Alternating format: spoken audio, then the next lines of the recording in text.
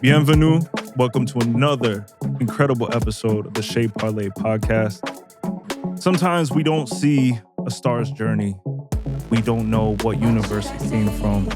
But today, I have one of those stars with me. He shines like the sun. He is a host. He is a mentor. He is a man that has been through it all to tell his story. He has rays of sunshine, quote unquote. Ladies and gentlemen, from 96.3 FM, I have Anthony Rey. Thank you. Thank you, brother. Thank you for having me. I love this setup. Thank you, man. And I'm going to tell you something that I want to say before. Please. This is going to be the first interview in English. Wow. Total English. Really? Because I do speak English, but it's a little broken, you know? I like it. No, thank you. You know what it's good, but it's a little broken. No, but you know what? Even in the brokenness, it's kind of like characters. It's like cracks in a painting. People appreciate it. It gives value. And I always tell people, like, when you have an accent, you don't know what you're doing to everybody else. Like, they find it so charming. So never, ever see that as a weakness. I used to see it as a weakness. I'm being honest. Now it's that back pocket. Like, my manager, Max Escobar, when we actually begin to talk business, and he didn't know. Actually, he didn't even know I speak English. So really? One day he brought me to his house. He surprised me with a cake because it was my birthday. It was around my birthday. I have the picture around. And then when I was there, at his house, everybody speak more English than Spanish. So he heard me speaking English. He was like, damn. Anthony, you speak English? And I'm like, yes, I do. He was like, why don't you speak English more often? I'm like, because that's just like I feel it's a little broken. I feel more comfortable in Spanish. From now on, with me, English. And on the mic, when you DJing, English. You know what it is? It's so funny because, like, you know, Dominican culture, you guys got mad pride. You guys got like this unstoppable, like, you know, you call it tigre, right? Like, you just like... Tiger. Yeah, tiger. Like, you just like unstoppable. But then it's like when it comes to like, oh, I don't speak English. It's like this... Yeah, you see the weakness. Back, you know, like I see that. You see it's not even like a weakness. It's this timid thing. You know what I'm saying? Like, so... No, man, I'm really appreciative. I know... We just had like a nice dinner before the podcast. We had like a whole podcast before this podcast. Dinner. Like it's a Bordeaux from France. I love Bordeaux. Like that region really makes good wine. Nice. So, yeah, so I'm glad that you enjoyed it, appreciate it. You know how I call it? What's that? Please say. In Spanish, I say never say no to la sangre de Cristo. The blood of Christ. Yeah. I mean, not in that disrespect. No, but it's the good stuff. In a good way. Like, yeah. So no, like in France, like, you know, whether you're old or young, like we always have a little bit with dinner. Like even growing up, like this was not taboo to me. Like even before I was the age, I was used to like drinking it. So like it always... I love wine. I got into it when I got into wine when my gym trainer... I was asking him, like, what can I drink? Because I got into really serious. Like, I'm a gym guy. But at the beginning, my life was changing. The way I eat and all that, he was teaching me. So he was like, you can have a cup of wine here and there. And I'm like, a cup of wine? And then he told me the benefits of it. For sure. And I forgot the part that a cup of wine here and there. And then it went to like 5 cups of wine. Then later on, he used to see me on Instagram, and he was like, I think you're taking it too far. Yeah, he was like, he used to be like, when I used to go and train with him, he used to be like, Marino, el abusador. He used to be like, yo, you in the club for 2 hours, and I see the same cup of wine. That's not the same cup. Is there a specific wine that you like appreciate or like you gravitate towards? I gravitate because I haven't gotten into it. Like maybe I can learn a lot from you more about the culture. I do like wine, red wine, like that one. Usually the basic Merlot, Cabernet, and then I try one from Argentina, from Peru, from Europe, and then few of my friends they'll tell me a little trick, but I think the things to look out for is like all wines are different. It's like people, it's like women, it's like whatever, right? So the thing I always say, like you usually find a good bottle if you have like 14% alcohol. Exactly. Usually like 2016 for like like not too old, but like older bottle is usually a really great. And somebody told me about also the stamp. Yeah, the stamp like of approval of again, it's like how it basically the barrel it was in and everything else. Sometimes, like I always say, like even with the French wine, you can taste like the earth of France. In DR, like you smell you smell the countryside, right? Like so you can, like that's the beauty about like a lot of French wine. So I really like this one. Sunday, I drank again the one called Decoy. Yeah. And it's a good one too. Like I say, like I'm always honest about the things that I like. I haven't sat down and really like learned the culture about wine and name you every. Yeah. But I do not tell you what I like. I like Cabernet or Merlot, or sometimes there is another one that I forgot. And then those little details about what you said. Somebody told me that before about the year and the stamp on it. And it has to be like that one. Like tried. Something you can like. We're drinking it by itself now. We drank it with the meals. So exactly. Like, I don't like sweet wines. No. A lot of Californians seem to. I don't like. No. Sometimes I be forced to drink a couple. But I don't really like it. No. But thank you for having me here. So no, thank you for coming. Once again, we call it Chez Parlay. It's at Parlays, and I'm really interested in your story again. Like we started delving into it before we even hit the air. You seem to have a really good grasp on human nature, what it takes to be successful. And I would like to know if you want to share like your roots, again, like where you came from, the parts that people know you for, and what you truly appreciate to do. So if you'd like to share that. Of course. I was born and raised in Dominican Republic. I came here when I was 18 years old, illegally.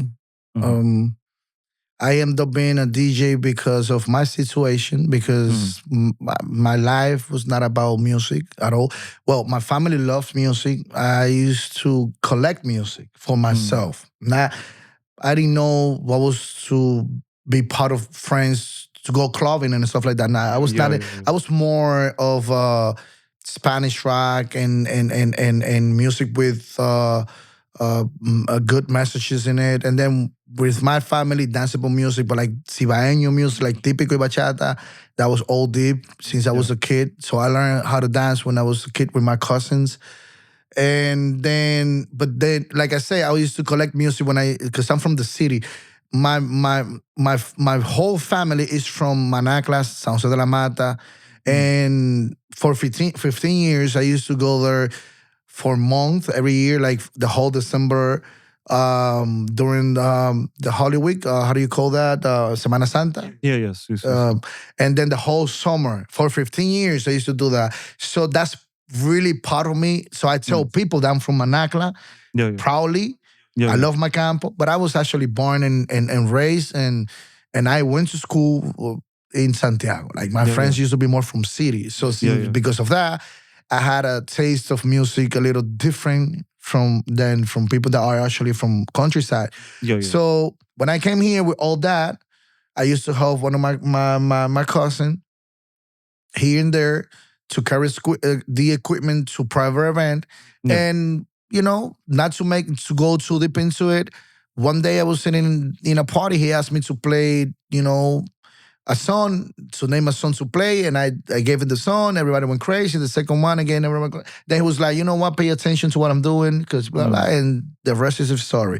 But I believe that I was successful, and I am successful. I believe is because of my background of studies, because I love knowledge. You know what was interesting? You know how you said you don't really know your wines yet? When somebody knows their wines, we call it a sommelier. right? Mhm. So I feel like you're the sommelier of like music.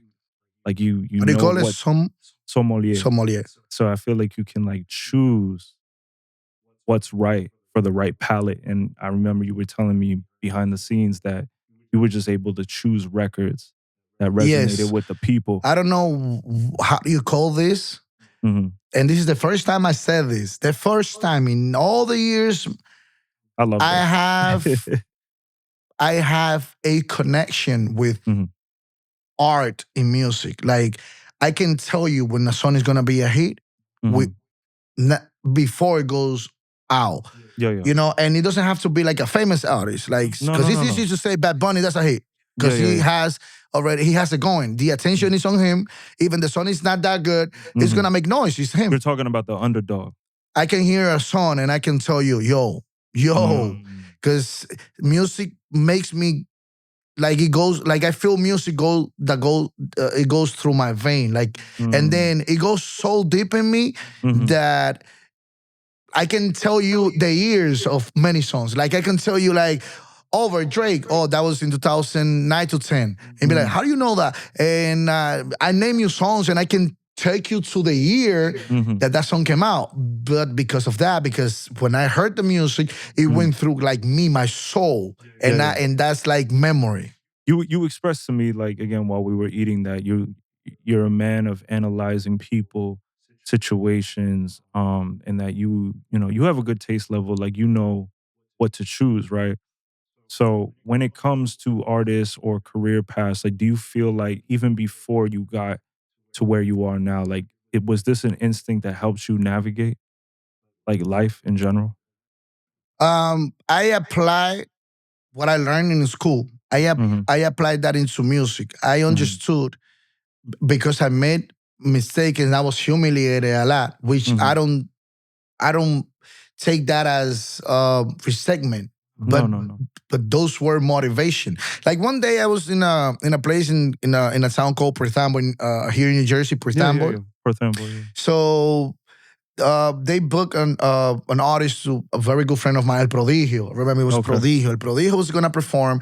That was back in 2005, Mm. and back then they used to bring an MC to present me at every party. They wanted to make sure that the guy who presented the band was somebody, Reputable, just like that he and was he was known. gonna be good. Yeah, That yeah, was yeah. very important, the introduction. So they For used to sure. do that back in the day. Yeah, yeah.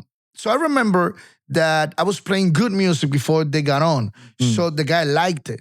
Yeah, yeah, yeah. You were setting the stage Yeah. literally So for I him. guess that the guy liked it. So he asked the promoter to bring me on stage. And I was a kid. I was just like 21, 20 years old, 21, I think.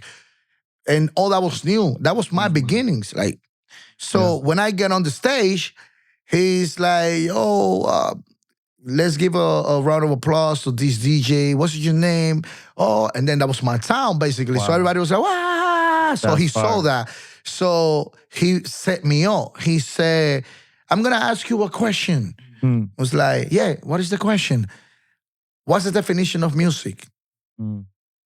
You see how You had to be ready. I was like, in front of everybody, he humiliated me so bad. And I couldn't come up with anything. He was like, music is the art of well combining sound and time. That's music. Mm. That's the simple definition. He But said and now, welcoming sound and time. yeah, That was it.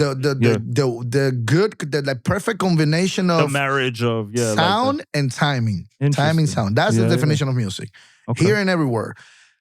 So, and then he was like, and that's what is this artist about? This artist, and then he introduced the artist. Boom, wah!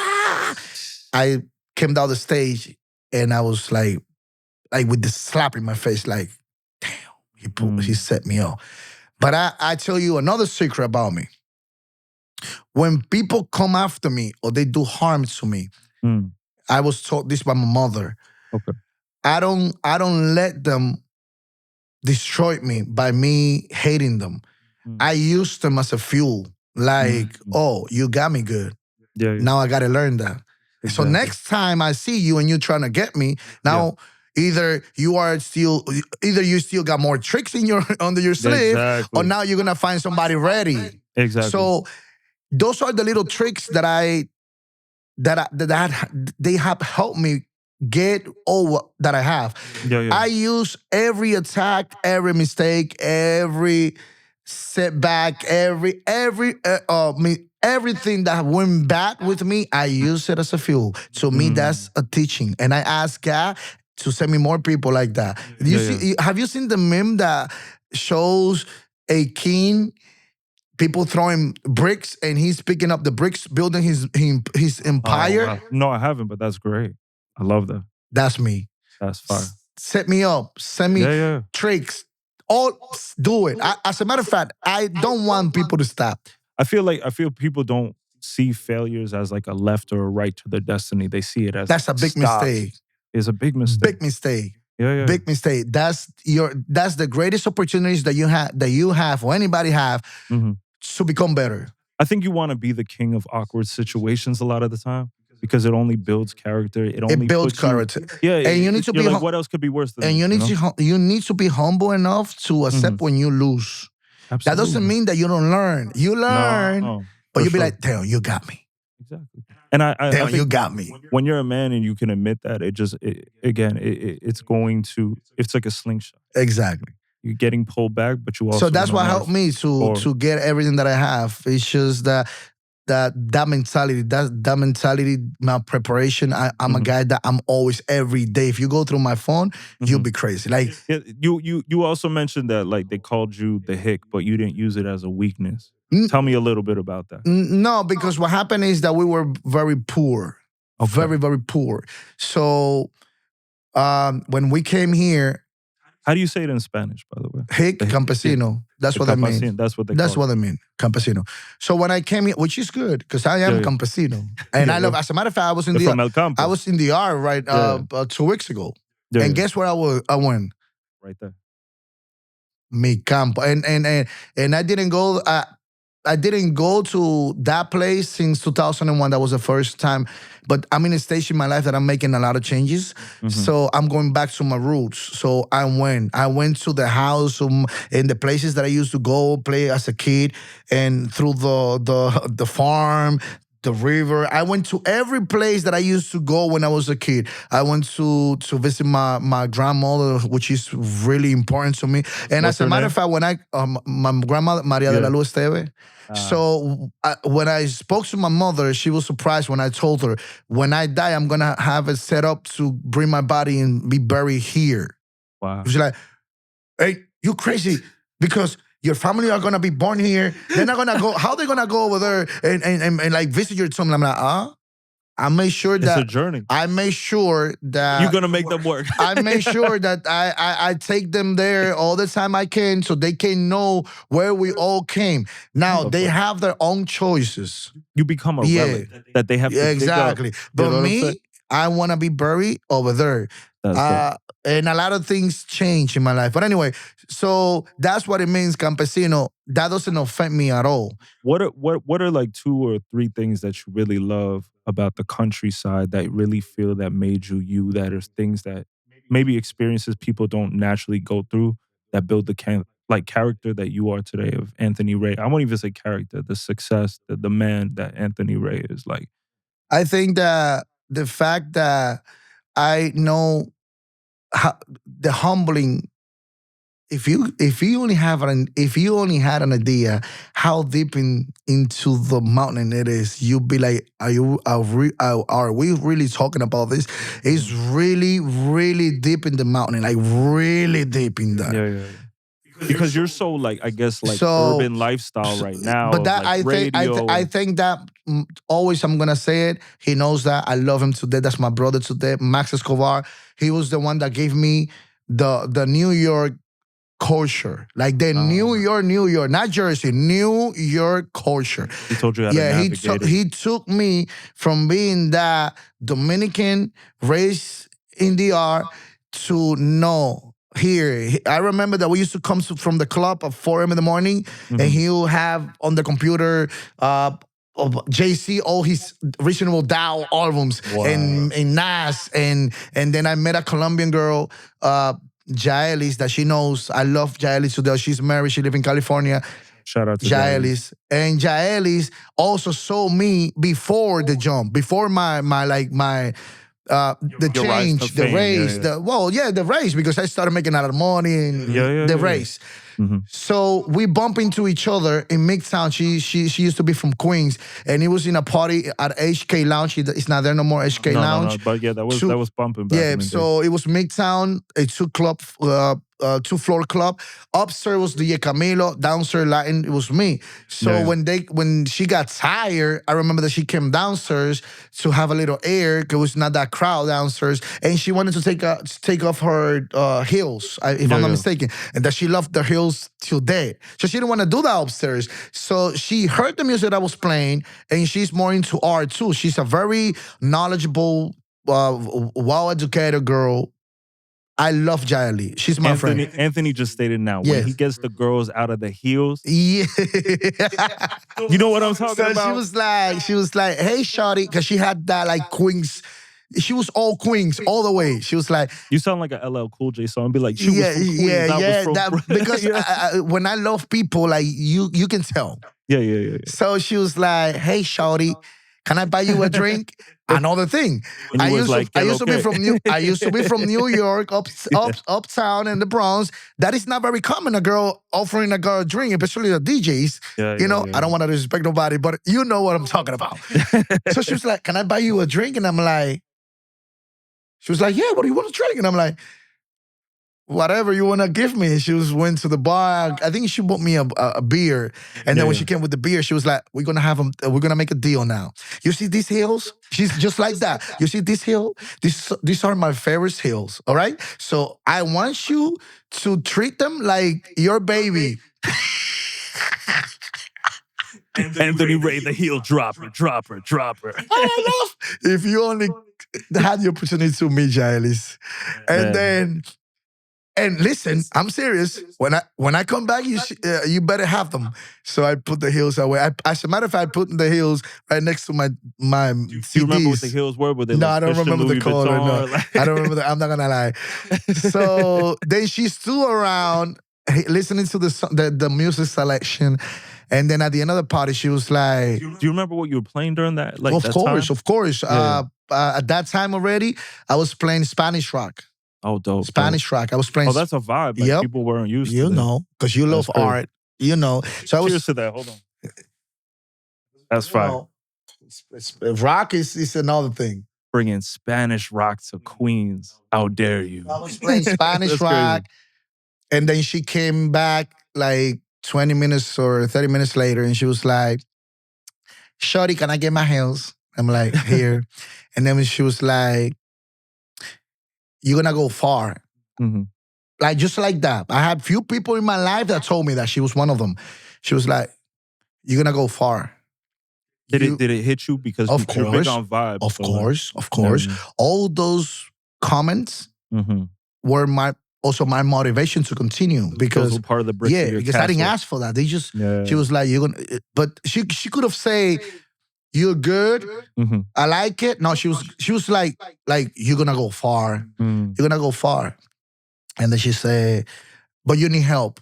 Back then, I was struggling, so I didn't. What was one of the biggest struggles? Like, if you're okay to be vulnerable at this point in time, like a struggle was that I used to live check by check. Like I used to get paid for the whole week like $300, $400. So I didn't have money. My car was breaking down every week. I used to live in a room in Paris on the Passaic for many years. Sometimes I didn't even have food for dinner. So I used to buy the soup cup. They used to be very cheap. Oh, yeah, the noodle cup. The noodle cup. So I used to go in the morning, buy a big plate, and split it into two. So that was my breakfast, my lunch, and then at night I used to dinner with the noodle cups. Two noodle cups. I used to love the shrimp and the chicken. Shout out to the Dominican spots, because honestly, it's the only place you could go. You could get like this huge plate for like $10. Right? Even now, like I forgot the name of the lady, but there was a restaurant in the Patterson that she used to exchange the food for mention at a radio station. Really? So she helped me a lot for many months. Wow. That's how now you can didn't have an idea if I was struggling. That was struggling. So I didn't have money to buy clothes. Like I used to go to the parties and they used to literally make fun of me. Literally. But I always knew that was just like I owe everything to my mother. Everything I owe it to her. Like I was just like looking at people making fun of me and I was just in my head like, yo, I'm doing this because I'm in a little process right now. Watch till I get my shit. I'm sorry. No, it's good. I was gonna say, like, I like that you didn't have this fear because I know a lot of people that's like they have this like fear of success. No. You didn't have No, my mother, because where we came in DR, it's not that we were like in the worst barrios, but we were in bad barrios. Like anybody that knows back in the day in the 90s, La Yagüita de Pato, El Pastor, Bellavista, El Cerro, Papatín. I used to hang around with all the tigres playing basketball. I used to live we lived in Cienfuegos. Anybody knows what's Cienfuegos. I mean, I used to go play balls por el hospedaje ahí. I forgot the name of that place. Caliente, like caliente, my brother. Like so the fear when I came here, like here I have problems with people, but I already brought that from over there because, like, what you gonna tell me that I didn't see growing up? Exactly. Like what? Like somebody getting stabbed, somebody getting shot, see somebody dead on the floor, like. What else can you show me? And then my friends and we used to always say something. We used to be like, until the day I don't see a man with another man in his mouth, like until I don't see that. Say the saying in Spanish. Hasta que yo no veo un hombre con otro hombre en la boca, así, tiene que matarme peleando. Y no es que yo no tenga miedo. Fear, you're gonna ask cops, the army people, as the special forces. Fear is part of you. Exactly. It's part of everybody. You're gonna have a little bit of fear or a lot of fear, but it's not the fear. It's how you recycle. It's not the fear factor. It's the decision that you make. Okay, you know what? It's up already. Okay, so I'm gonna die fighting. Was there ever a moment where you're like you're meeting that fear, but you're also like, damn, this is a moment right now. Like this is my chance. Did you have that? But the chance for what? I'm saying like you're DJing, like maybe like a larger party. I don't want to get into that subject. And everybody, a lot of people knows this in this industry that I am. But of course, I'm still dealing with people that were already established in this game, and they already have set up everybody, every big force, every big. I'm fighting against the whole army. That's another thing that makes me proud. I made it against the whole army. And it's gonna sound like a lot people that don't understand that, or people that wants to choose to be a happy life, like, that's negativity, don't pay attention to it. I like that you're getting that's not, no, you can. There is another saying I'm gonna share with you. I saw this in a movie. Okay. Just because you pretend that the devil doesn't exist doesn't make you safe from his attack. No, you heard that? Yeah. Just because you pretend that the devil doesn't exist doesn't make you safe from the attack. Yeah. Okay, you want to believe that doesn't exist because he's gonna make you believe you know. So but I tell people that want to come with that positive mentality. Like, I want to focus on positivity. Of course, we all want to live a happy life, healthy life. We all want to do that. We want to be happy, want to be in love, want to have kids. But that doesn't take away that there is a lot of evil. Yeah, because it's the balance to life. Yeah. We can't have the night without the day. Don't come to me like, nah. So until today, I'm still dealing with that. But I'm going to retire soon, so they're going to rest. I already made it.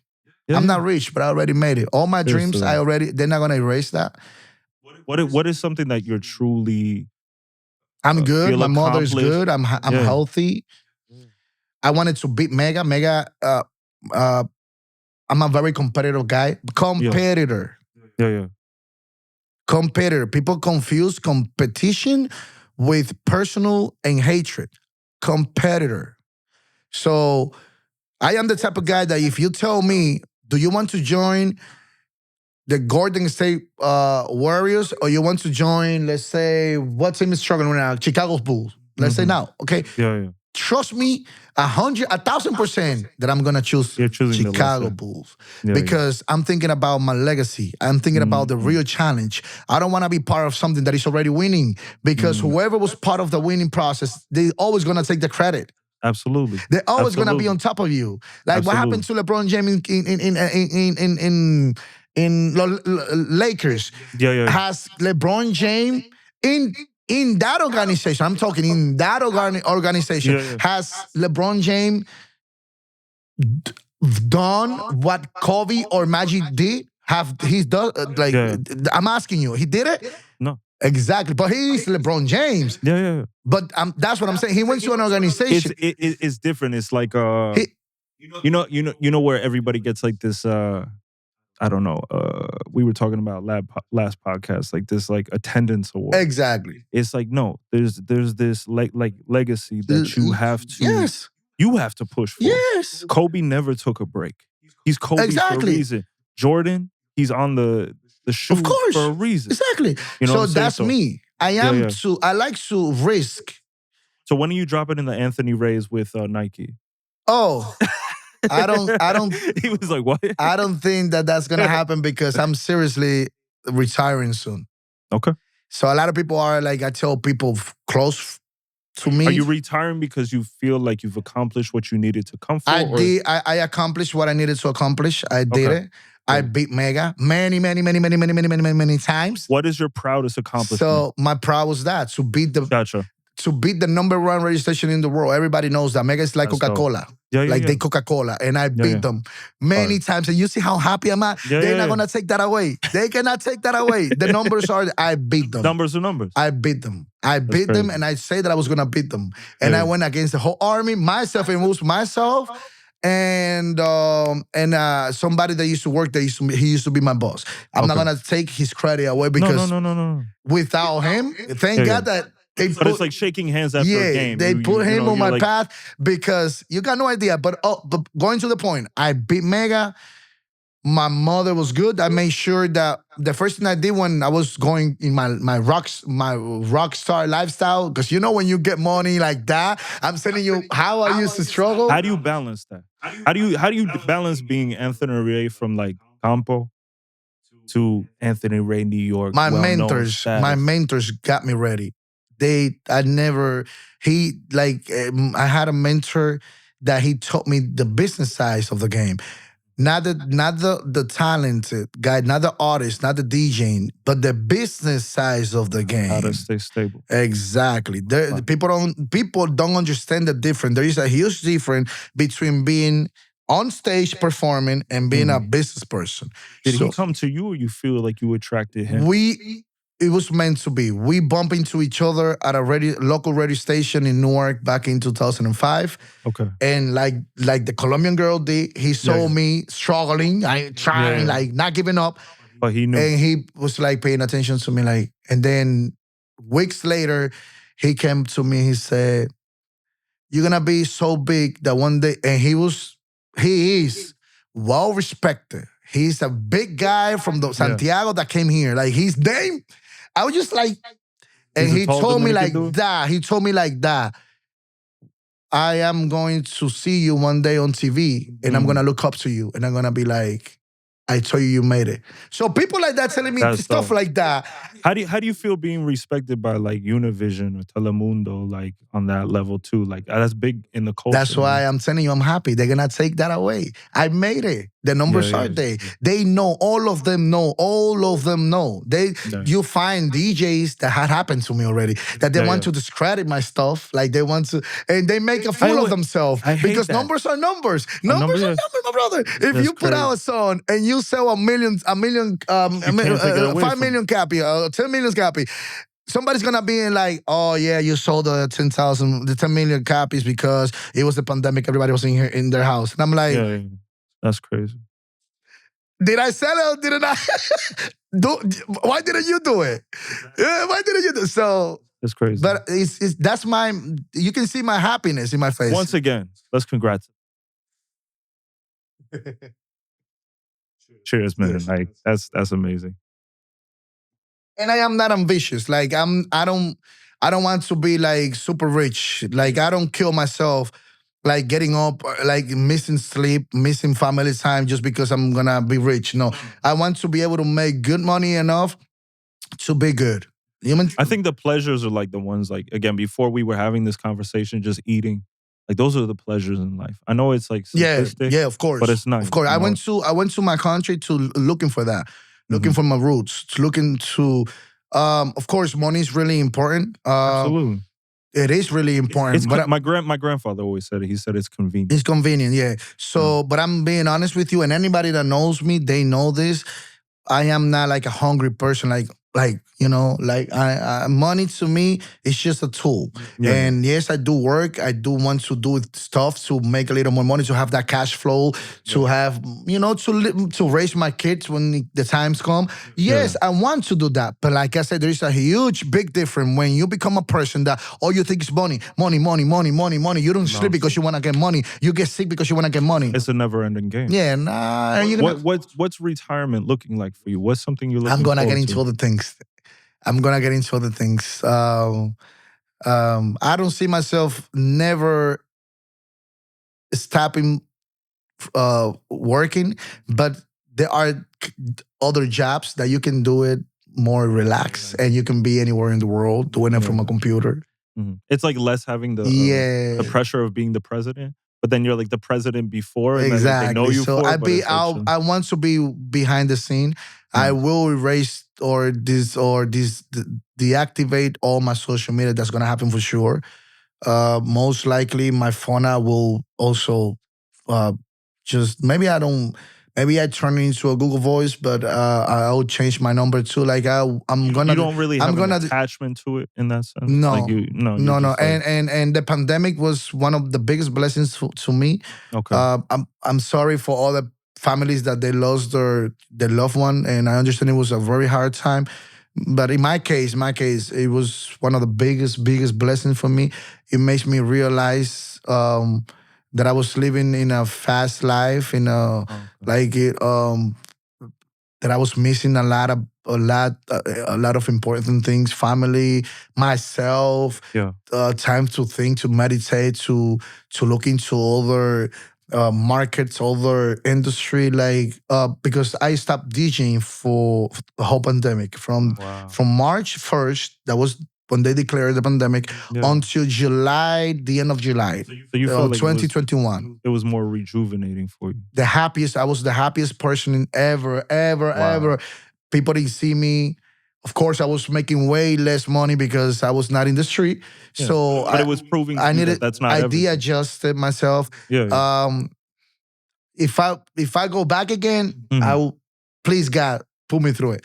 Wow. I tested people. A lot of people tested people. I saw what they really liked about me. If they like the status or the person, that didn't break me. Because I feel like I've gotten caught up in that too, where it's like I'm constantly trying to make it in my career or to like a certain financial stability or this, that, and the third. And it's like a never-ending game. And when I look back on it, I'm like, damn, like my father's overseas. I don't see him often and this and that. So I have this understanding of what you're saying right now. That's like, it's real. And time is going here. Life is so fast. And like by the time you look back, we're not gonna take anything when we die. We're not and I'm gonna tell you something even worse in this industry, especially this industry. Right now you have me here, and this is a nice interview. 10 years from now, nobody's gonna care about this. Trust me when I'm telling you. Who talks about? I was gonna make a mistake. I was gonna mention people. Anyway, it's hard not to because it correlates. Yeah, because they're gonna be like, "Who said that I'm?" But you're gonna open. But I can ask you the question. Yeah. Who mentioned people that were hot 10 years ago that did not even in the game no more? They don't even respect it. They're looking for trouble to put on their name. So exactly. So all that is what I pay attention during the pandemic. I was like, why I'm killing myself for something that is not even gonna be for my kids? Because you know what is gonna be for my kids? if I buy properties, if I open a business and the business running, is running and is bringing food to other people, so I feel good because of my business, I'm feeding other families correctly. Those are real legacy. Because if I pass away, my kids, I could train them, or they could go to college and come and run the business, and then my grandkids. That knowledge. But who's gonna run Anthony Rey when I get off on air? And I see so many people that they used to be had on air before, and they still struggling, not understanding that time is over. Do you miss a little bit of that 2005 era where it was like a little more? I don't know. It was about the club. It was about the music. It was less about like, oh, take out your phones. Like I don't know. Of course, I miss it. I miss that it essence was like crazy. Like I miss it every day. Back then, DJs, we use owners and DJs and club parties. People, they used to measure the DJ by the ability of having the crowd at the dance floor. Yo, the party was good. The dance floor was never empty. Everybody was dancing all night. That was back then. Do you have your top DJs that you would like, speak on the name in a positive manner, that you're like, yo, I respect these guys? There are a lot of DJs that to be honest, that they have made. If you were creating your like DJ Avengers, like who would you bring on your team? There are a lot of DJs that they have achieved great things. Because I cannot be a hater. But in my case, I go from both sides. How big you made it, but also how you are as a person, how you got there. Like what do you do together? Who are you off exactly. What do you do together? So until I don't find out something different about that. So I respect a lot, and it was so the motivation that I got when we decided, my manager and I, to hit the street, to be more street. It's always been DJ Camilo, even though he was hip hop. But I like the way he was doing his career when he used to get on stage, the way he is as a person. I've met him twice in real life. So I used to he's rock a cool with DJ guy, Yanni, and we don't even follow each other. I mean, I think I have his number, and we do respect each other. Like when we DJ together. You know who's a stand-up guy too? DJ Envy. DJ Envy is a good guy. Somebody that I used to look up to, that I admire the fact that he's still rocking, and I had the opportunity after the pandemic to actually talk to him.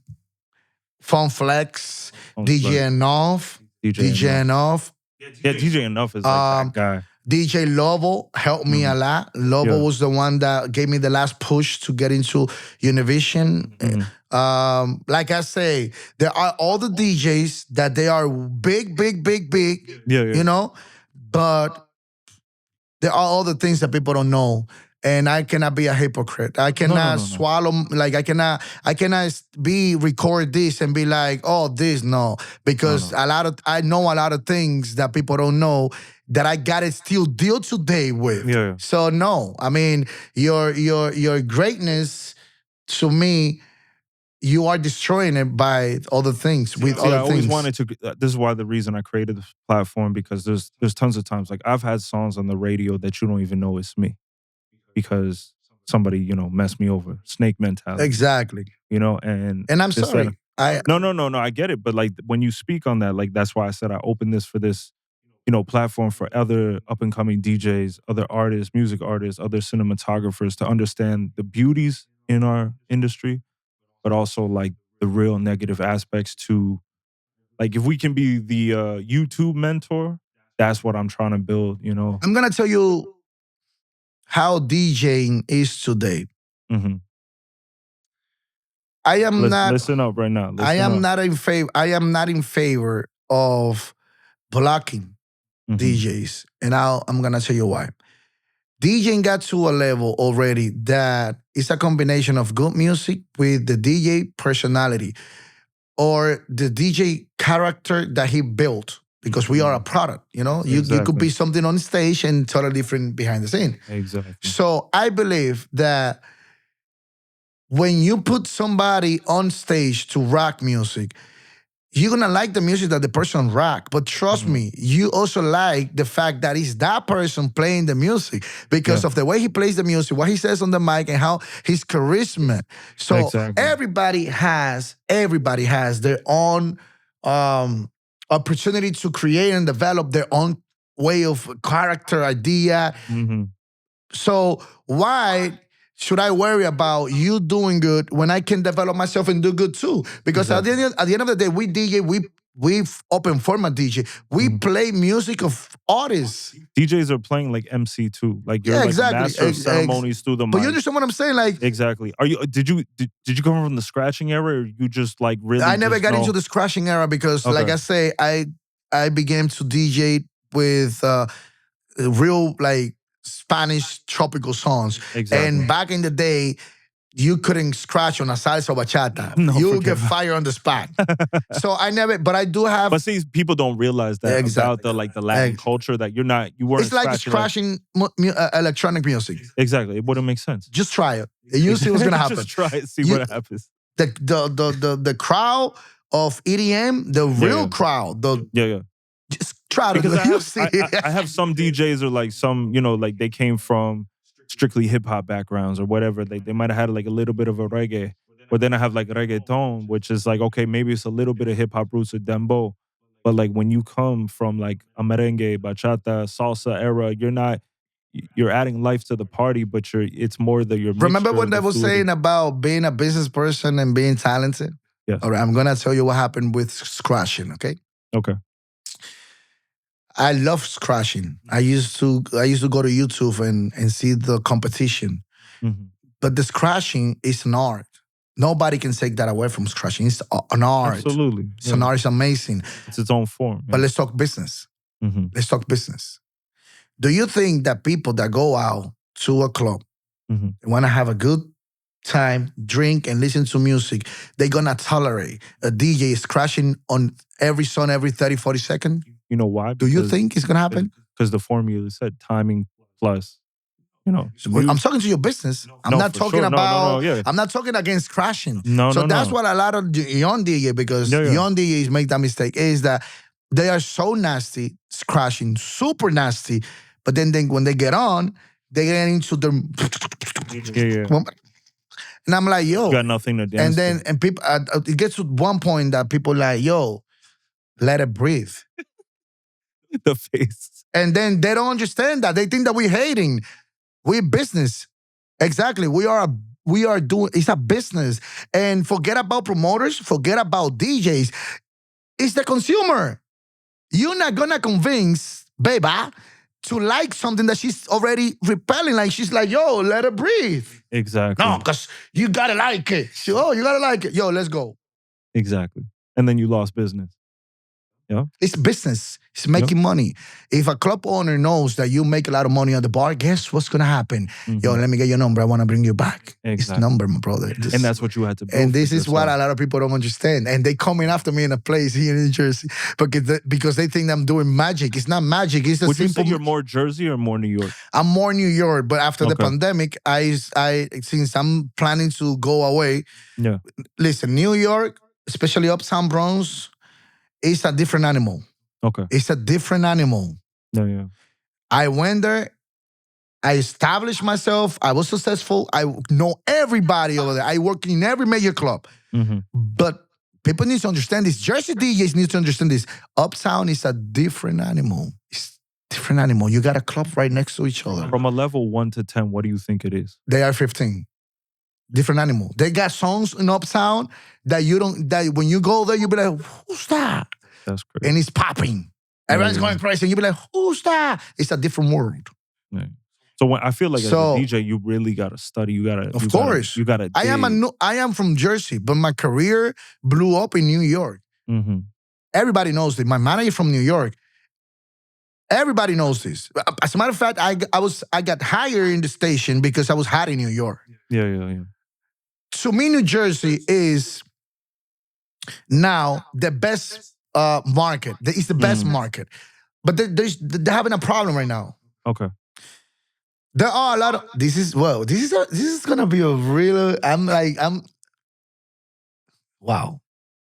They're having and I was talking to a club owner when I was coming here from Patterson. And we're talking this right now. Yeah. They have a big problem in Jersey right now. A huge problem. Jersey people don't have to go to New York no more to have a good time because now they have plenty of places here and they get here what they get in New York. The only difference is that New York closes at 4, here closes at 3, which is fine because now they have also after party here in New Jersey. That was not that popular back in the day. So. And it's considered exactly. So I'm gonna tell you, like a exactly. In New York, so I'm gonna and also here in New Jersey it's more traditional. It's still more traditional. It's more of a tropical environment. You got a few hip hop places, but it's not like New York. Here you can dance to a nice set of salsa, which is really important if you are a DJ in New Jersey. There are a lot of rumberos in Jersey. New York is hardly ever But do you feel like New York, like because it lost a little bit? It's more urban. Like it lost its essence during COVID or even before that. It was during COVID. The big switch. So a lot of people from all the places stopped going to New York because New York is strictly more urban. Because like I say, it's a different world. So I don't know what happened during the pandemic. The new generation that came out, the new kids that were coming out, everybody was, locked down. They used to exactly. They came up and it's more hip hop, house, and reggaeton and dembow all night. They'll play you few salsa maybe at the end of the party or at the beginning, but during the process, hardly ever you. So here in New Jersey, the problem that is happening is that there are a lot of club owners. They are messing up the opportunity that they have because they came from the street. Those club owners are from the street. So they are running the club business as if it's a strip business. You know what I'm talking about. They own the world. And so... Because people don't even realize there's a whole nother world to clubs where the owners are paying for the girls' bodies. And let me get comfortable too, because this is really important. Yeah. This is really important. Make sure you're in frame. Hold on. Is he in frame? Make sure he's in frame. So this is what happened. You got two different party goers. Two different. The first party goers are people like me that we've been in this industry for many years. We are part of it. We always been in the street. We have a crazy lifestyle. We go out at night. We are the type of people that be in the club. We get out of the club at 7 a.m. in the morning. Those are the minority. So then you have the regular party goers, the people that wake up early, they got to go to work, they go out maybe 2-3 times a month because they get paid working hard, they got to pay bills, they get the money legit. So they go to the club, they own a budget. So they go, they want to have a brunch on a Sunday or they want to go and have 2 drinks and then, next thing you know, those are more important than us because there are millions of people like them. You're their escape for the time being. Exactly. You have millions of people like them and hundreds of people or thousands of people like us. But you society, how is society? You go out right now, you got truck driver, you got bodegas, you got stores, clothing store in the mall, talleres. Those are what we call,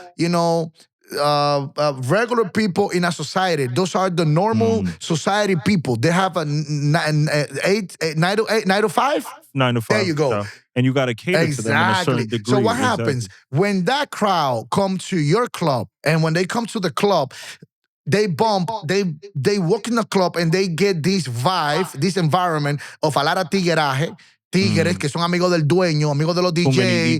They're gonna, and then, listen, you cannot control the clash. You know what it is though? I noticed too, right? It's kind of like the young and beautiful disease. These guys, like, they might be big deals behind the scene, but then like you're the DJ. So now like all the female eyes are on you. Because it's from the street. Exactly, your status. Because they're from the street. You got it right on the deck because you are part of the game. To talk to you is easier because you know what I'm talking about. To other people, needs to really like break it down. You got it right on the dot. They don't understand the silent politics. Brother, you are the owner. You are the manager. Why you competing with the DJ? Exactly. Who pays? Like who? Yeah, it's like watching like Bob Ross and like Wolfgang Puck. Exactly. But you beef, know why they what I'm compete saying? with the DJ? Mhm. Because they don't have a business mentality. They're not thinking about No. opening 3, 4 more clubs, setting. You know what it is? Sometimes you're getting a large amount of money for something they establish, and at the same time you making their girl move or the girl they're interested in move, Exactly. and this, that, and the third, and you don't finish. even know. You finish the whole statement. Go ahead. you Go don't ahead. you don't even know where the hatred is coming from. There you go. Because you live in your life. There you go. You know what I'm saying? There you go. There you go. So- There you go. There you go. And that happens with the club administration, but also with the regular clients. Because when a regular, like let's say a truck driver comes to your club, and then you have 10 beautiful girls as waitresses. So the truck driver likes one of them.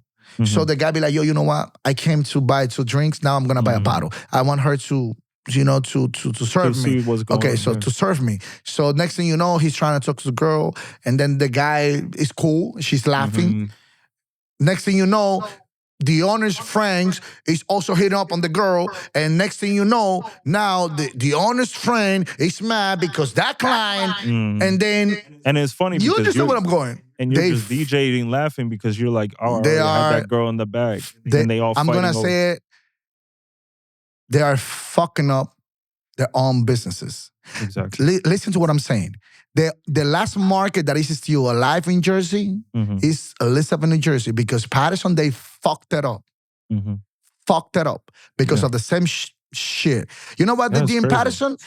People used to come to the club and have a good time, and the administration, not the owners of the club. I gotta be specific, but people that the owners trust, or people from the street that the owners trust, and girls, they used to get combined to be like, yo, you know what? This guy, he pull out. Because you want to impress the girl. You want to, be like, yo, this guy, I think he got like $5,000 on him right now. He got a couple of change. Oh, describe him to him. Blah, blah, blah, blah, blah, blah, blah, blah. Okay. And then next thing you know, you go out, you cross the street to buy some sandwich, and you get robbed. So that happened in Patterson all over the place. But you know what it is a lot of the time too?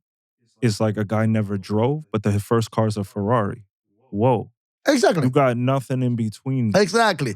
But going to what you were saying, that you finished the statement. Yeah. Those are clients. Exactly. You are hurting the clients. And when that client get robbed, he's gonna post it on Instagram, and everybody's word on the street is the best and the worst reputation. Go Patterson now, and be like, let's go to Patterson. Listen to what people say. Patterson. I'm not gonna go to Patterson. They rob people over there. So because of that mentality, and this is really important that it's gonna be recorded, they are fucking up. And if they don't pay attention now, because they know, listen to me. They know they know el bajo mundo. They know. Listen to me. They know. We all know. I know. If they don't put a stop on that, the whole thing is gonna fall down. Next thing you're gonna know, they're gonna have to close all the business and get into one. Y se van a matar entre todos, como decimos los dominicanos, because of that mentality, because they come from the street and they are more worried about the new girl that looks good, that she's laughing with the DJ or she's laughing with the client, than paying attention to make more money during the night. Because are you here to be? But the crazy part about that guy is, like, because he's got the status, he's cheating 3 times over. Maybe he's cheating on his wife with the first girl, and then the first. That's another subject that I ain't even gonna touch. But you're right. But you're right, man. But you're right. But since you want me to talk to knowledge, I wanted to put this here to be. They messing.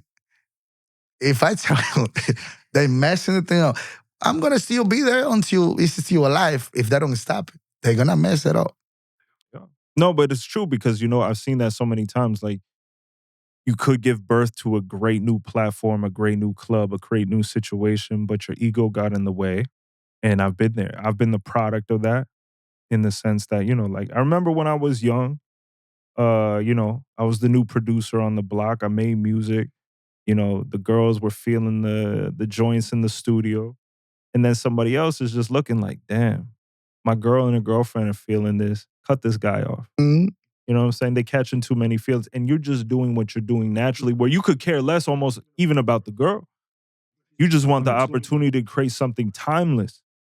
But now the guy, he's second guessing the whole thing because as much as he wants to make business off of you, he doesn't want that trouble. Mm-hmm. This game is more than just getting on stage and singing or playing music. Like you asked me so many things about how I did it, how I do it, what I think. I'm sharing with you so many things right now that you can understand already. That is more than just we're not even talking about what music I play, which is, I'm not telling you to talk about, but I'm telling you, I'm not even telling you, oh, I play this song with that song because I'm telling you the game, the whole game. You know what it's like? It's like me putting my fingers on your hand with pressure, and you have to keep it at the same thing. And if I lighten it up, but like exactly, that's how the game feels. It's like you gotta keep the business side. You need to understand the business side to be able to. One of the biggest advantage that I have right now, mm-hmm. and I'm being honest, I'm gonna retire. I shouldn't. Mm-hmm. I could stay, make a lot of money. Yeah. One of the biggest advantage that I have right now is the experience. The experience that I went through, big boom in mm-hmm. other, how do you say, plaza? Like area like Uptown was a game changing. When Uptown went crazy hot, La Marina time, Tete, Umbrella, Cliff.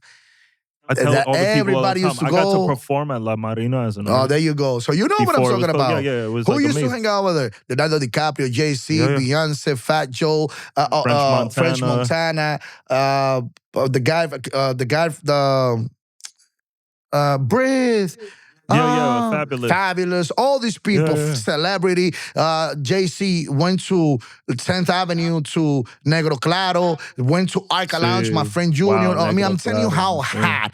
McMill. I'm telling you how hot it was Uptown. How you used to walk. Uptown is its own universe. That's what I say. That's what I say. It's another game. So now DJ in New Jersey to me. And I was telling this to a girl 2 days ago, I think it was.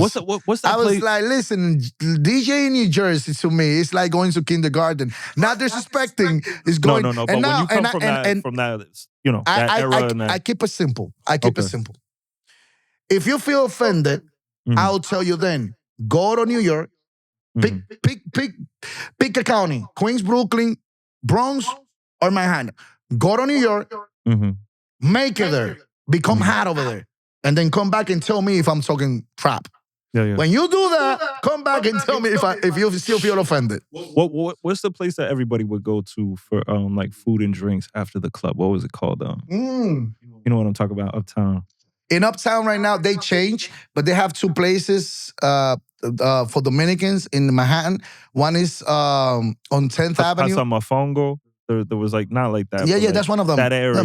Now I'm talking now. But that's, no. In Manhattan, you got on 10th Avenue and almost 207th. I forgot the name. It's Floridita. It's not the name, or I think Floridita. That's one. Then you got Casa de Mofongo, donde mi amigo Julio Mirage. Then you have on Broadway and 178th, right off the bridge in the corner. Bolivita, one of the owner of Bogue, he has a restaurant 24/7 over there, so that's bomb. What's the most uptown thing for somebody that's never been here, right? If you talking to somebody from you still have on San Nicolas, you still have La Casa del Mofongo, what used to be Lucky 7 right next door. They still open. And then you have... Lucky 7. And then you still have and then El Tina is still open. El Tina is legendary. El Tina is from back in the 80s. That used to be the place for the big guys, drug dealers, back in the day. La famosa ala de avión. That's a fish this big. And you just Bajo Mundo le llama ala de avión. This big. That's El Tina. And also you have another place that they used to do chivo. I forgot. El Bojo. El Bojo. On San Nicolas, El Bojo. What's something that you do when you get out of the club late at night, right? Either you going home or what's something that you might grab a bite before? What's the most uptown thing that you do? The thing is that since I'm now more in Jersey, No, but back then, I want to know. Like, back then, Boca Chica Seafood. I mean, Junior Seafood, bro. I used to be there every night for more than 7 years, 8 years. But that was so hard that it was not only me. Every celebrity, every artist, Ramon Orlando, El Chaval, El Prodigio, Giovanni Polanco, Secreto Famoso Biberón, everybody used to go either. And they're so tiny. This is big. It's too big. I mean, the restaurant was like the counter, people that work with the food, and then the next thing, like a little... it was you know what's funny? I was like this white kid that had like a lot of Dominican friends, right? And that's how I made it uptown and stuff like that. But there's a lot of times I'd be in the booth with like Alex Sensation, not really knowing who he was back then. And I'm just chilling like this. And I'm like, it was just a great time that I remember. No. We when we are part of the game, we have the opportunity to be in places with people that you never thought. Like one time I was DJing at the T, and next thing you know, I'm the DJ. I mean, if I'm not mistaken, it was me and Flipstar. Because Flipstar used to be like, it was Flipstar, English, and me as a Spanish DJ. So they used to put me on because I used to be, Boulevard used to be popping. So I used to DJ Mama Juana Sunday in Dykeman. And then Flipstar used to be at La Marina. So they used to bring all that people from those areas to Tete. So next thing you know, I'm DJing and Willie Illuminati, a promoter, comes to me like, yo, listen. And I used to be with my ex back then. Yeah. So she hardly ever used to go out with me. But that night she was out. So next thing you know, Willie Illuminati be like, yo, ¿con quién tú andas? Yo dije, no, just my girl. And dile a ella que se comporte, que viene Daddy Yankee para acá. 5 minutes later, we were on the stage. Like me DJing, and right next to me, Daddy Yankee. I think that like another Puerto Rican artist with him and all his entourage, big guys, and my girl was like, oh my God, Daddy Yankee, that's it. Oh my God, Daddy Yankee. And I'm like, compórtate, amor. I was like, compórtate. That's crazy. Yeah, that's my artist from childhood. And I'm like, no, he was the biggest at the time. Of course, we're talking about back in 2014, if I'm not mistaken, 13. She was like, oh my God, and I'm like, no, he was on top of the world. Compórtate. What Bad Bunny is for this generation is what Daddy Yankee was for that. Of course. We lived through that. We know that. The new generation, they're not gonna vibe that much. They respect him. No. But it's like Michael Jordan. Like the new generation, you talk to them about Michael Jordan. They know, but they still don't but they be like, nah, but we saw the guy play. We saw what he did. Yeah. So how you gonna come and tell me? You know what I'm saying? So you've never watched Michael Jordan and Scottie Pippen play in the NBA Finals. Come on. Like, you know, it's a rare... I always remember that game when he stole the ball from Karl Malone. Yeah. It was the 2-point game. And then shot it all the way. And then he pushed Howard, I think is the name.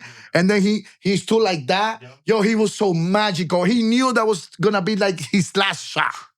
And he stood like that. You know why he did that? Making sure that all the pictures were on him. Yeah, like just holding the pose. And then I remember just like today, it's on YouTube, you can go. The announcer was like, that could have been the last shot of the greatest player of the world. Who knows? Time will tell. And he used to like that. And I'm like, I saw that. So, you know, when we talk basketball with all these young guys, they be like, and I'm like, you didn't. They don't know that ever. Come on. That's crazy. Anyway, so stuff like that happened to me. Absolutely. Like with big guys. But I mentioned that Bring it back. Good. I mentioned that because, you know, but there's all the things that I'm not going to say, but many other things. But that was a cool one. I wanna thank you for the energy you brought today, because like, you know what it is? How is my like English? Phenomenal. It's a little broken. Did it for an hour. Are you kidding me? It's broken. I know everywhere you speak better English than the English people that come on there. Like, blah, blah, blah, you know? No, I'm kidding. No, you're good. You're good, man. I hardly ever speak English because all the people. Well, with my manager.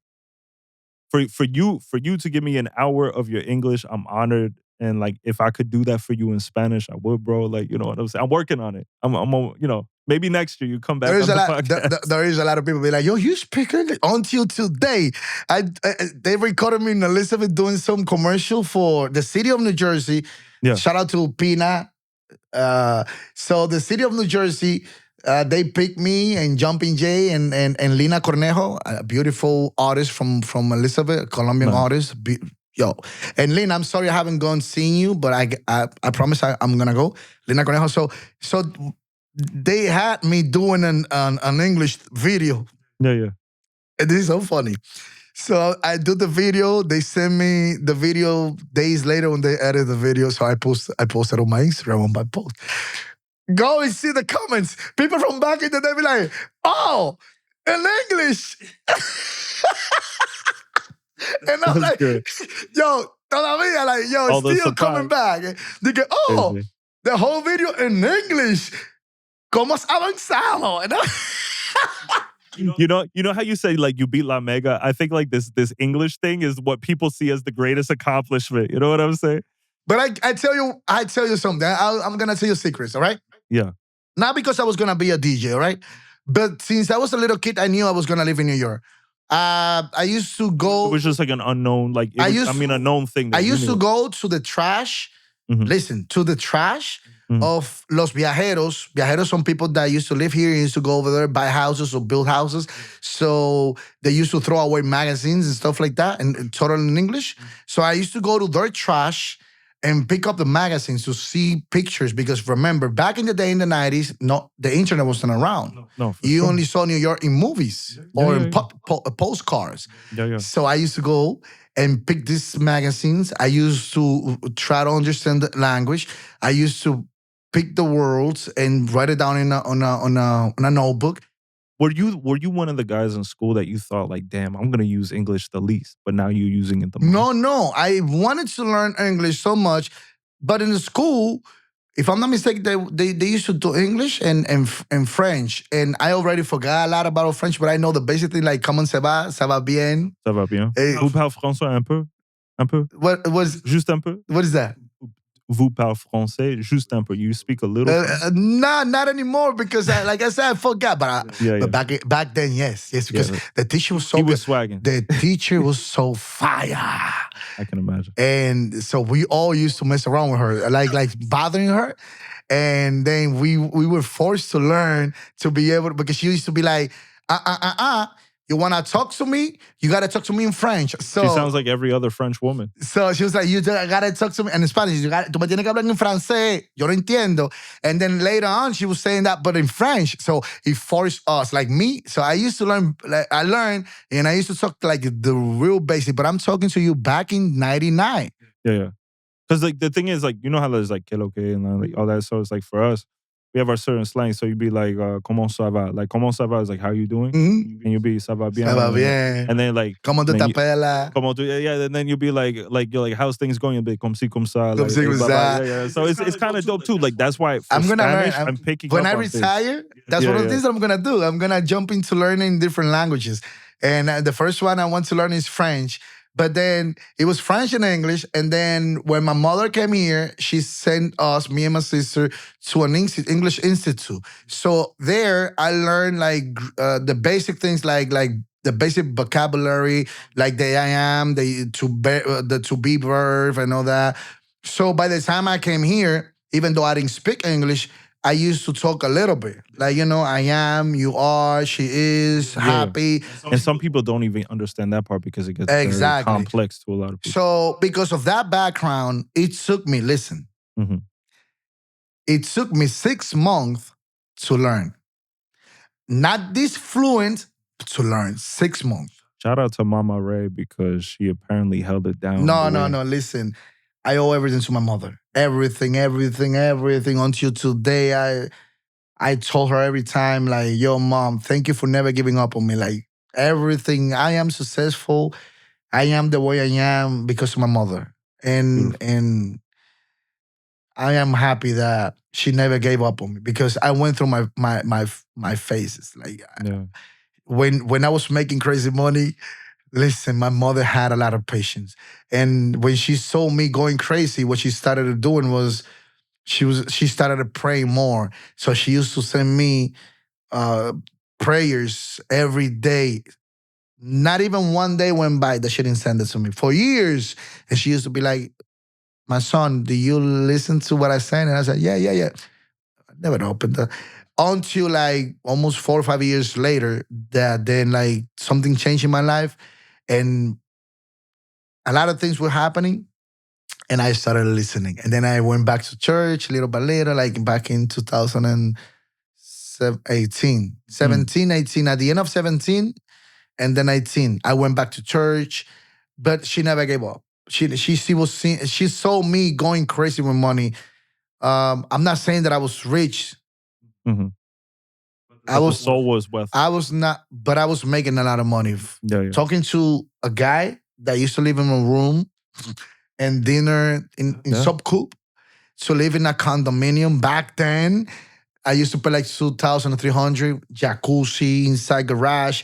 I used to change my car, European car. My dream car since I was a kid, I used to have a picture of it. It used to be a BMW. I got my first BMW when I was 25, 24. And nice one. And I put a rim 20. 20 insurance. 20. So it was super small, the tire.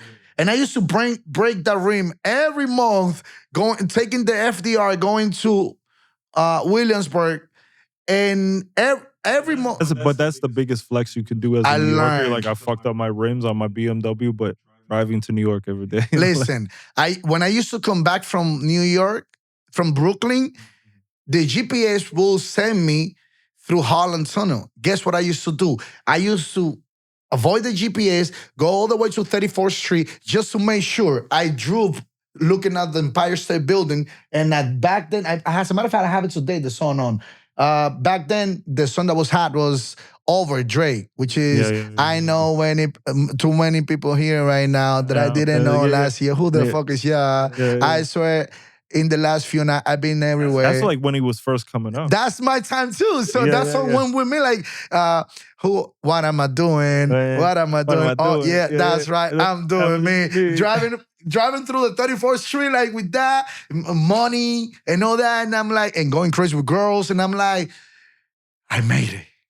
And then used to go home and be like at the time I was single. So I'd be like, yo, shorty, I'm home. And she's, oh shit, you live here? And then, yo, listen, it was Great crazy. memory.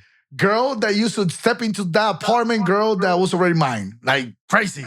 That's dope. Crazy.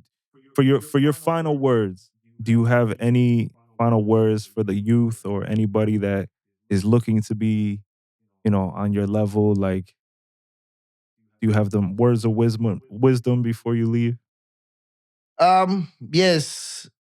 Bring it in. I want this one captured. I want this one. First of all, listen to what I'm gonna say, not based on what I'm rocking, because success is not what you rock, is way more than that. So I am a guy that came from nothing. Maybe my dreams are not that big as somebody else, but they were big to me and I achieved them. How I did it was rule number one, never doubt yourself. Believe in you all the way. But also when you believe in you, you need to do your job, which is keep learning, keep studying, understand that the real definition of sacrifice. You know what is sacrifice? I'm going to tell you what sacrifice. So you understand, if your family tells you that you're going to go away from vacation for 2 weeks in December, but in December is one of the greatest times for your market as a DJ, don't go. If you really want to make it. That's like saying to an artist, like, oh, in December, we're going to do 40 parties. And the artist said to the manager in the record label, oh, you know what? No, I'm going to go away with my family. No, it doesn't work like that. You really want it? You understand that this is not like, it's either yes or no. There is no middle. So believe in yourself. Sacrifices come with discipline. Discipline is really important. Try to make the least mistake that can change the direction of your life, because mistakes are good to learn from, but there are mistakes that will follow you for the rest of your life. So be careful, like, drugs and stuff like that, or getting girls pregnant here and there all over the place. Like those are the mistakes that, yes, of course, you also learn, but you have a responsibility. They're going to follow you for the rest of your life. So be very careful with that. Don't stop reading. Don't stop learning. Don't hate. You want to be successful? Don't hate. And you see how the universe is going to treat you good. Don't hate. And if you, at one point in the moment of frustration, because I went through it, everybody going through it. If in the moment of frustration and sadness and then you're mad and resentment, you feel in your heart that you feeling that hate coming, Neil, ask God to take that away. Don't let your heart become a dark, evil heart, because trust me, you're not gonna last. You'll see people successful, pay attention how they fall. There is a guy that used to be very powerful in New York for decades, and right now he is sleeping in Newark, I believe, in a federal jail. So you know what I'm talking about. A lot of people know what I'm talking about. So don't be that. Why work so hard to be successful to end up like that? Mm-hmm. Mm-hmm. What comes around goes around. Stay focused. Keep learning, keep learning, keep learning, keep learning, keep learning, keep learning, keep learning, keep learning, keep learning. And never doubt yourself. Go for it. Believe in yourself. You're going to make it. Anthony, I want to thank you, man. Thank you so much. I had a great time. I'm glad. I smell that pasta from far away. We have seconds on the way. The second round. But no, thank you for your energy, your love, your wisdom, your insight, your experience and sharing it with us. I think a lot of people are gonna take from this. And wow, when I mentioned that song, it brought me goosebumps. Like right, I wait too many people here right now. That's how I felt. Literally, you got no idea. Like so many people was coming to me. So many people met deals. I was the ambassador for Duos 12. So many but people. See, that's what I love to have on the podcast is remembering that moment. I didn't even know how to control that. I'm being honest with you. Like no. Girls, hot girls paying attention to me now. But you knew this is the reason like why you're here. You knew that you had that energy. And that's why. Yeah, that's right. I'm doing me. Yo, that's right now. Thank you so much. Thank you so much. Thank you, brother. And thank you so much. Thank you so much. This was another episode of Chez Parlay with Anthony Chez Rey. Parlay. And that rhyme. I like that. I like that. So once again, like, subscribe, tune in. Yes. We have incredible people speaking on this podcast. And I've been so honored to have all the stories, especially today. It is what it is. Learn from the experiences. Yes. Take everything as food for thought. And we love you guys. You can rock to my live mixing. I could say it right? Absolutely. 96.3, the tri-state area. 96 Saturday and Sunday, 2 p.m. to 6 p.m. I'm live. 96.3, La X 96.3, DJ Anthony Rey. I've been doing it for 22 years, non-stop. Well, the only time that I stopped was pandemic because I chose to. You can do it too. I live of this. Yes. That's a blessing. Salud. We love you guys. Salud. Peace.